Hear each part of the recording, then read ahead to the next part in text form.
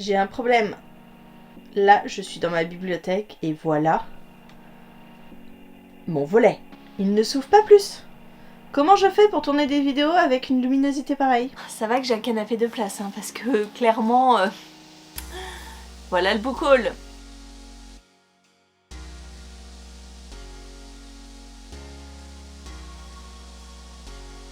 Bonjour tout le monde, c'est Maud, on se retrouve pour une nouvelle vidéo pour le book haul du mois d'octobre et de novembre. Oui, j'ai un peu zappé de vous faire un book haul. Et du coup j'ai beaucoup de livres, comme vous pouvez le voir. Et tant mieux, je vais vous les présenter, comme ça je pourrai les ranger. Parce que là, je ne pouvais plus m'asseoir sur mon canapé. Cette pile-là, ce sont les services presse. Cette pile-là, ce sont les achats réception, cadeaux, gain concours. Voilà. Il y en a autant. La pile est assez équilibrée, on va dire. Donc on commence comme d'habitude avec les services presse. J'ai reçu de la part de Anne Carrière Cœur de cerf de Cécile Marr. C'est donc, je vous l'ai dit, chez les éditions Anne Carrière, c'est le roman qui me suit depuis une semaine. Il paraît pas comme ça, il fait 400 pages, mais c'est en fait écrit assez petit. Et quand c'est écrit, hein. J'aime beaucoup, on est dans quelque chose d'un petit peu fantasmagorique. On est avec deux peuples, l'un qui opprime l'autre. Une guerre civile gronde entre les Keta et les Liu. Et on va suivre Taina qui ne sait plus vraiment qui elle est au début du roman et qui va réapprendre à vivre et qui va réapprendre un petit peu à dompter ses souvenirs auprès de Eivan qui est le maître guérisseur du village, sauf que on est en pleine guerre civile, les Keta vont essayer d'asservir le peuple Yu et donc Taina et Van vont essayer de pacifier tout ça, enfin surtout le guérisseur, mais c'est compliqué. Voilà, je vous en parle plus quand je l'aurai terminé, il me reste une centaine de pages et j'aime beaucoup cette lecture même si je vous dis c'est assez dense. J'ai reçu de la part de Poulpe Fiction Ludmilla et la montagne volante de Cécile Alix. C'est un petit roman jeunesse avec des illustrations comme c'est si bien faire Poulpe Fiction. Ça va être ma prochaine lecture. Une fois que j'aurai terminé Cœur de cerf, je me lance là-dedans parce qu'il me tente énormément. Une de mes prochaines lectures aussi, il s'agit du tome 2 de La Vengeance des étoiles. Donc ce tome 2 s'appelle La Revanche des ténèbres, c'est chez Bayard et c'est écrit par Tarassim. Et j'avais beaucoup aimé le tome 1, donc j'ai hâte de finir cette duologie. On est avec une jeune femme qui a fait 7 ans d'oppression sur un navire, elle était un petit peu esclave, et elle va chercher à assouvir sa vengeance. On verra ce que ça donne dans ce second tome. Pareil de la part de Bayard, Page Turner, j'ai reçu Twin Crowns. C'est de Catherine Doyle et Catherine Weber. Ce sont les épreuves non corrigées puisque le livre ne sort qu'en janvier, on les a eu en avant-première et puis c'est un petit peu un cadeau de départ puisque je ne suis plus partenaire Page Turner pour l'année prochaine. Donc je suis très contente de pouvoir le découvrir un petit peu en avant-première. On est sur un roman de cours, on va suivre Vren qui s'est préparé toute sa vie à usurper l'identité de sa sœur et destiné à monter sur le trône. C'est le seul moyen pour mettre fin à la guerre contre les sorcières qui l'ont élevé et je n'en sais pas plus mais j'ai très hâte de m'y plonger dedans parce que c'est une fantaisie qui je pense va fortement m'intéresser. De la part de Poulpe Fiction, j'ai aussi reçu Les Grandes Aventurières vues par un ado de Marine Oranga. C'est aussi illustré, je vais vous dire l'illustratrice, par Sylvie Eder. J'ai adoré ce petit roman. On va parler de ces grandes aventurières qui ont marqué l'histoire. Oui, parce qu'il n'y a pas seulement les hommes qui peuvent être aventuriers, il y a aussi des femmes. Et ce livre fait la part belle à ces femmes, au courage immense qui ont changé pas mal de choses dans la société. J'ai reçu de la part de Scrigneo La Cité des Reines de Madeleine Ferré-Fleury et Cédriane Fossa. C'est un roman dystopique où nous suivons une société dans une cité bien définie, une société matriarcale puisque les hommes sont condamnés à mourir, il y a quelque chose qui attaque le chromosome Y et les hommes meurent petit à petit, donc les femmes ont pris le pouvoir, ce sont adapté, on va dire, puisque maintenant les femmes vivent avec des femmes, aiment des femmes, font des enfants en laboratoire, bref, les hommes n'ont plus leur place dans la société. Et on va suivre deux femmes, l'une d'elles, Hélène, est une jeune femme qui vient d'accéder à un poste de pouvoir dans une clinique, mais elle va voir sa vie complètement bouleversée quand il va y avoir un attentat dans cette clinique. Et nous allons suivre Freya qui elle est née d'un homme, qui vit avec les hommes, qui prend part à la rébellion et qui va rencontrer Hélène lors de sa visite annuelle, et cet attentat va tout changer et les réunir ensemble. Voilà. J'ai reçu de Bayard La Bête et Bethany, c'est un tome 1, c'est écrit par Jake Megit Phillips et Isabelle Follat. C'est un roman que j'ai beaucoup aimé, que j'ai adoré parce que c'est plein d'humour noir et franchement pour de la jeunesse c'est assez piquant. On va suivre donc Ebenezer qui a 511 ans et qui veut continuer à vivre comme ça. Il doit sa longévité à la bête qu'il héberge chez lui. Sauf que la bête se nourrit de pas mal de choses. D'habitude ses exigences sont faciles à trouver, sauf que cette fois la bête veut manger un enfant. Donc Ebenezer va se mettre en quête d'un enfant à donner à manger à la bête et il va tomber sur Bethany. J'ai aussi reçu de la part de Poulpe Fiction La Malédiction de la famille numéro 4 de Émilie Le Garben, paru donc chez Poulpe. C'est un roman de science-fiction où on va suivre donc la famille numéro 4 qui sont des pionniers sur une planète qui s'appelle Euphoria 2, une colonie humaine installée aux confins de l'univers. Et cette famille doit cueillir, en fait elle a une punition qu'elle doit à son ancêtre qui était le commandant de la navette qui a amené les pionniers, et cette navette s'est crashée et c'est une erreur de pilotage, donc la famille du commandant se voit avec une punition qui va courir sur plusieurs générations, et donc la famille numéro 4 est la famille de ce commandant, et nous allons suivre Clara qui va essayer de sauver sa famille et de montrer que finalement ce n'était peut-être pas une erreur de pilotage. J'ai reçu toujours de Bayard, oui, alors mon partenariat s'est achevé, mais j'ai reçu beaucoup de livres avant que le partenariat s'achève. J'ai reçu Porcelam, le tome 2, Le Chant du Phénix de Célia Flo. C'était une très bonne lecture, j'aime de plus en plus cette saga, c'est le second tome. Après La Voix du Kirin, on part sur Le Chant du Phénix. On est dans un univers où les hommes et les femmes ont une statuette qui représente leur âme. Elle les suit tout au long de leur vie, jusque dans leur mort. La statuette change en même temps que eux. Ils changent en fonction de leur âme.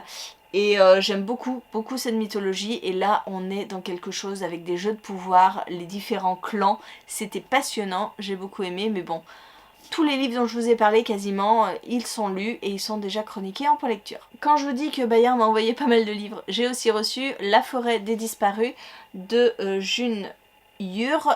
Donc ici on est dans la Corée du 15e siècle, où nous allons suivre Wani qui va partir à la recherche de son père qui a disparu depuis 1 an. Son père était un grand enquêteur et il enquêtait sur les disparus des femmes qui disparaissent dans la forêt de son village d'origine, de son village natal. Et donc Wani va se mettre sur les traces de son père pour le retrouver et peut-être résoudre par la même occasion cette histoire de disparu. J'ai reçu de la part de Gulfstream éditeur Les Anges Mécaniques, le tome 1, L'appel de Karina Rosenfeld. Nous allons suivre Alix qui lors d'une visite à Notre-Dame de Paris va voir une étrange forme se dessiner, une sorte d'ange, plus un voile qui se déchire, bref quelque chose d'assez étrange, et elle va découvrir plus tard que en fait elle fait partie elle est la descendante d'une grande personnalité de la confrérie qui est chargée de défendre le voile pour que les étranges manifestations qui sont au-delà du voile ne transpercent pas et ne viennent pas dans la réalité, dans notre réalité. Ce sont les anges mécaniques qui sont les soldats de cette confrérie, et Alix va intégrer cette confrérie et peut-être devenir un ange mécanique elle aussi. Et enfin, j'ai reçu de Milan Polar Vert, le tome 1. Oui, alors c'est le tome 1 de la saison 2, La Malédiction de l'ours de Thierry Colombier. et nous sommes dans une histoire, nous suivons Clairvy comme dans la saison 1. Clairvy est maintenant vers Perpignan et elle va assister à une sorte de braconnage. Des soldats, des gens en armes vont tuer une ours et voler son petit. Et donc Clairvy va essayer de démêler tout ça. Il y a une enquête pour savoir ce qui s'est passé, qui sont les responsables, etc. Je vous disais et enfin, mais en fait j'ai reçu un autre service presse, le dernier. Il s'agit de Ours, le tome 2 de Johan Elio, le dernier survivant, chez Ozu dans la collection Éclair Plus. J'ai reçu ce tome 2 et je me suis acheté le tome 1. Et je me suis enchaîné les deux et c'était trop bien. On est dans une histoire un petit peu à la planète des singes. Les humains reviennent après 10 000 ans hors de la planète. Ils étaient partis, s'étaient exilés pour chercher une nouvelle planète à habiter puisque notre planète était détruite, forcément. On détruit toujours tout. Ils reviennent après 10 000 ans et ils retrouvent en place des clans d'ours qui sont devenus intelligents, qui se sont érigés en société et voilà, comment faire sa place. Et il y a une guerre civile entre les clans et c'était très très chouette. Maintenant j'attends le tome 3. Donc je vous l'ai dit, je me suis acheté le tome 1. C'est lors de ma virée parisienne chez Marilyn, Summary's Books. On est allé faire un petit tour à Gilbert Joseph et je me suis trouvé le tome 1 là-bas en neuf, donc je me le suis pris. Chez Gilbert Joseph, je me suis aussi acheté Scandar et Le vol de la licorne de A.F. Steamman et donc c'est chez Hachette Roman. En fait c'est Claire, Chute Jolie, qui me l'a mis dans les mains et ne m'a pas trop laissé le choix. Donc bah écoutez, je l'ai pris. Hein, je sais que c'est un de ses plus gros coups de cœur cette année, donc je l'ai pris, je l'ai trouvé en occasion, donc c'était très cool et puis j'ai hâte de voir ce qui fait tant parler de ce roman. Je me suis acheté aussi Un royaume de chair et de feu de Jennifer L. Armentrout chez De Saxus en relié puisque Laurence l'année dernière à mon anniversaire m'avait offert le tome 1 en relié. Et en fait, comme je n'avais pas lu le tome 1, je ne m'étais pas précommandé ce tome 2 parce que je me suis dit, bah, c'est bête d'acheter le tome 2 alors que tu n'as pas lu le tome 1. Sauf qu'il a été sold out, il n'y avait plus d'exemplaires. Donc je me suis dit, mince, je me suis fait bananer sur ce coup-là. Et puis hors de question d'aller sur Vinted et le racheter 150 €. Non. Quand j'ai vu qu'il y avait un réassort, que De Saxus rééditait ce tome 2, je me suis un petit peu jetée dessus en me disant que quand je commence une saga en relié chez De Saxus, il faut quand même que je termine mes sagas en relié chez De Saxus, donc je me le suis pris et voilà, je suis faible, que voulez-vous. Je me suis pris aussi, mais ça c'était une campagne Ulule, Les Décharnés, le tome 2, Sans futur de Paul Clément. Donc c'est de l'auto-édition. J'avais découvert le tome 1 à l'époque où Stéphanie Piketty Bookin et Elodie Elliott et des livres avaient fait leur club de zombies, les zombies lecteurs anonymes je crois. Et donc le premier livre qu'on a lu c'était Paul Clément, Les Décharnés. Et depuis bah, je suis Paul dans toutes ses écritures, dans tous ses livres, donc il me fallait ce tome 2. Parce que la fin du tome 1 des Décharnés, si vous l'avez lu, mais on ne pouvait pas rester sur ce tome 1, c'était pas possible. Donc voilà, Paul a exaucé nos prières et a écrit le second tome. Et c'est Marilyn qui l'a récupéré aux Aliénales et qui me l'a fait passer quand je suis allée chez elle. Donc ça c'est cool. J'ai pris lors de la campagne Ulule du Plib Meute de Karine Renberg. C'est chez ActuSF parce que j'ai beaucoup entendu parler de ce livre, surtout de la part de Benjamin, Les mots magiques, qui encense et qui fait une pub d'enfer pour ce livre. Il est énorme, il est énorme. Et il fait partie du Plib. Il est dans le Plib 2023, il est dans les 25 présélectionnés, donc il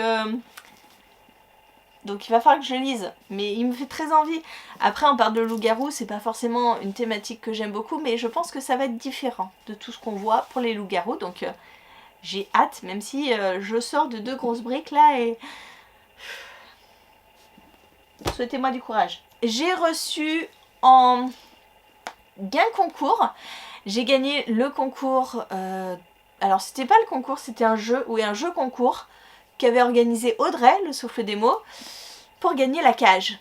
La cage de Emma Segues chez Ozu. Et je suis trop contente parce que j'ai fait un sans faute et du coup bah, j'ai gagné mon exemplaire. comme vous le voyez, c'est ma lecture en cours. Oui, quand je vous dis j'ai des gros bouquins en cours, j'ai celui-ci plus Cœur de cerf. Mais dans l'idéal, j'aimerais les finir aujourd'hui les deux. Ouais, je suis un petit peu optimiste. Celui-ci, il me reste 80 pages. Ça doit pouvoir se faire. On est avec des jeunes filles qui se réveillent dans un lit qui n'est pas le leur, dans une pièce qu'elles ne connaissent pas, et elles sont enfermées et elles ne comprennent pas ce qui se passe. C'est un huis clos assez angoissant, même si là je commence à avoir toutes les réponses. Je ne sais pas comment ça va se finir, mais j'ai hâte de découvrir. Et normalement, maintenant, il ne s'agit que de mes cadeaux d'anniversaire. Si vous avez vu mon unboxing, vous avez déjà vu ces livres, donc je vais vous les présenter très rapidement.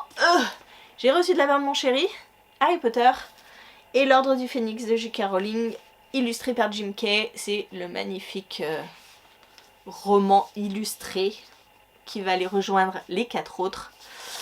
Il me tardait de le mettre dans ma bibliothèque celui-là parce que il prend de la place, hein, sincèrement.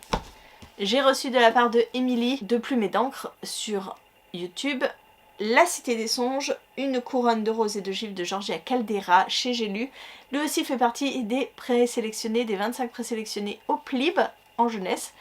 Donc il va faire partie de mes priorités.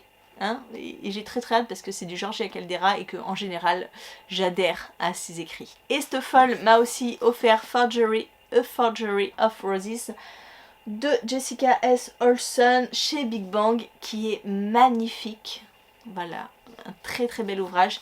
Et là on est dans une thématique un petit peu autour de Dorian Gray, une peintre qui fait des modifications sur le corps des gens à travers ses peintures. Donc il me tarde aussi, j'aime bien moi tous les petits...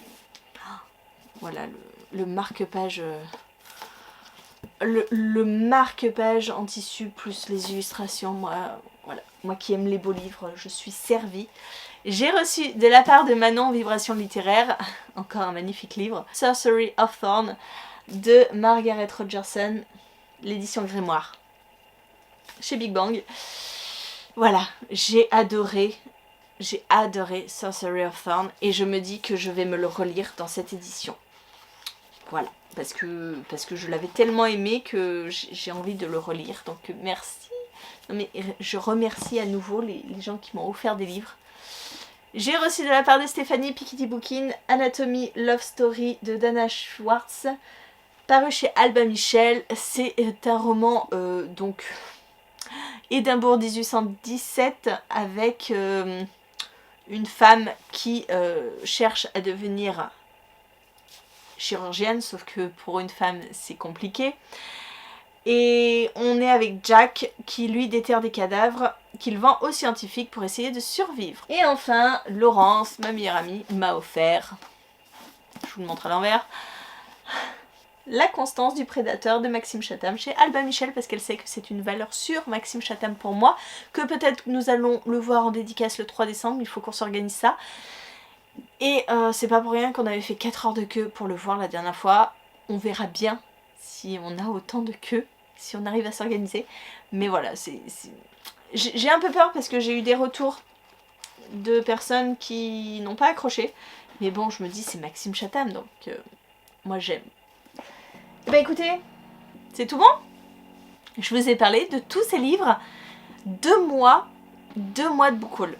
Rappelez-moi de ne plus faire ça. De vous faire un book haul tous les mois, parce que là c'était pas possible. Bref, n'hésitez pas à me dire en commentaire si vous avez craqué, si il y a des livres parmi ceux que je vous ai présentés qui vous font particulièrement envie. Et moi en attendant, je vous fais des gros bisous, je vous souhaite une très bonne journée, de très bonnes lectures et je vous dis à très bientôt pour une nouvelle vidéo. Et maintenant il faut que je range. Wouh, c'est presque la partie que je préfère, parce que là c'était plus possible.